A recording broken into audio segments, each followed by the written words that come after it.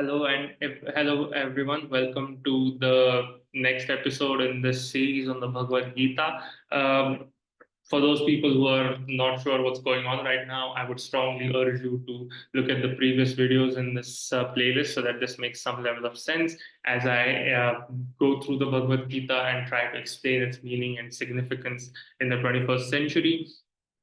Thus far, we have seen that Arjun has had a crisis of conscience. He dropped his weapons. He does not believe that he will be able to enjoy the fruits of his victory. And Bhagwan Shri Krishna is attempting to tell him that it is, as a Kshatriya, it is his duty to perform what is right without lamenting on who is dead or who is alive, or without continuously thinking about success and failure. It is important to, in some ways, submit to the right thing, to submit to what is dharma, submit to the right path or the right way, without being continuously attached to the fruit of those actions. And this is the philosophy that Bhagwan Sri Krishna is attempting to impart to Arjun to expand on. न त्व एवहं जातु नाशं न त्वं नेमे जानाधिपः न चैव न भविष्यमः सर्वे वायम अतः परम.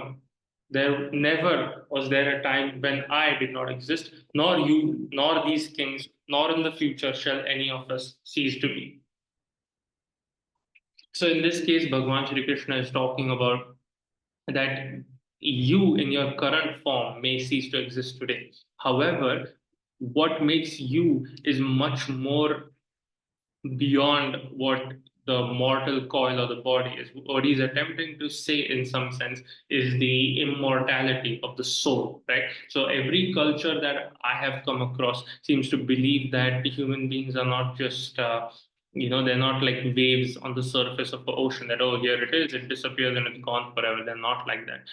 That every culture in this world believes that we have something within us, an immortal spark or a soul or Atma, as we call it, or whatever you else name, whatever the name you wish to assign to it, that is immortal, that will persist beyond us. And the Hindus believe that death is like the body shedding its clothes, and that the cycle of life and birth continues unabated. This is what Hindus believe, and so this is what Krishna is telling him, that Arjun, you are lamenting the fact that in this journey you might have to kill your kith and kin, but don't you remember that you can't truly kill your kith and kin, because you cannot destroy their soul. In some ways, there you may liberate them from their mortal coil, but their souls will continue to exist, and they will continue to take part in this eternal cycle of life and death.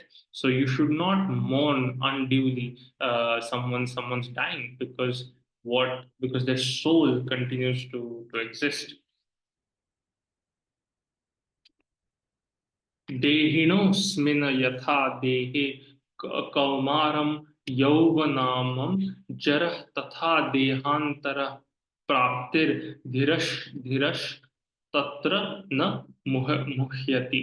As the embodied soul continuously passes in this body from boyhood to youth to old age, the soul similarly passes into another body at death. A sober person is not bewildered by such change. So Bhagavan Sri Krishna is attempting to tell Arjun that this is the way the universe has been structured, that death and life are in some ways inevitable, and that if you are an enlightened human being, you should not be bewildered, disturbed by this change, and you should see this as part of a natural progression uh, of life in this universe.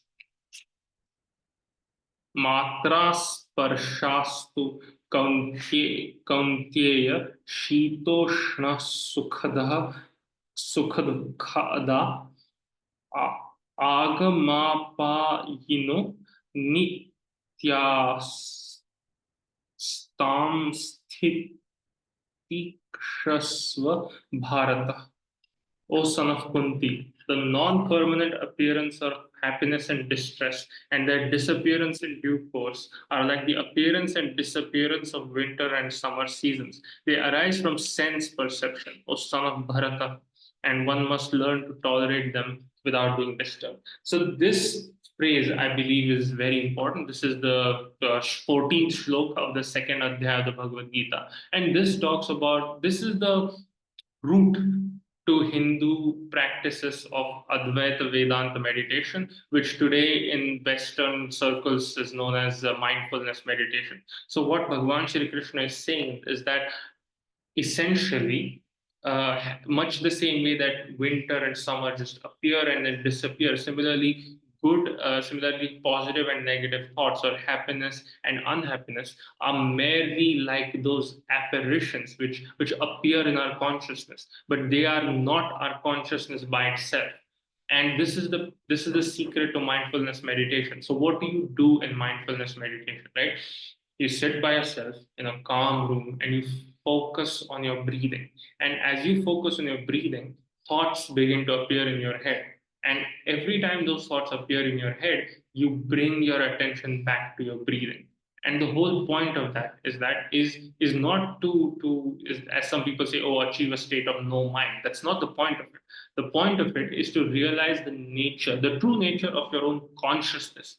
Because if you do this process for long enough, right? If you do this process faithfully enough, you will realize that, oh, my mind is actually like a blank canvas. That's my consciousness. And all of my thoughts regarding my own suffering or my own victories or my own happiness are merely like those, in some ways, you have a projector and those images flicker on and off on that projector.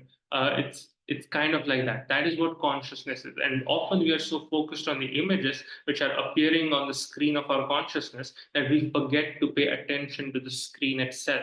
And when you realize that my thoughts are not me, right? My negative thoughts are not me. What is me is my consciousness, which is a completely different thing. And then, when you're truly focused on your own consciousness and you're not focused on the individual thoughts which appear in your consciousness, then you achieve, which in Western sense is known as a flow state or a state of enlightenment. That is the first step towards enlightenment, according to Hindu philosophy. This is how you attain enlightenment, because this is how you become detached in some ways from your own suffering.